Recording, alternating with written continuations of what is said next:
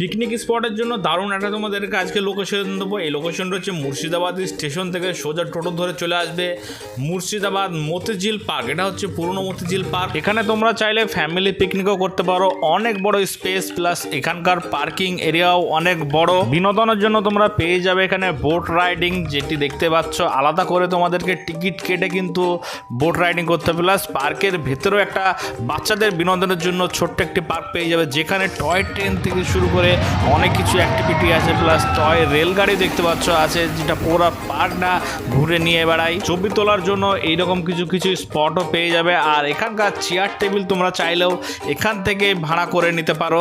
নতুন বছরে এই পার্কটিতে কিন্তু রমরমা ভিড় থাকে। আর এর পাশে পেয়ে যাবে তোমরা নতুন মতিঝিল পার্ক, সেখানে কিন্তু খাবার টাবার অ্যালাউ করে না, সেই কারণে বেস্ট পিকনিক পার্ক হচ্ছে কি ওল্ড মতিঝিল পার্ক।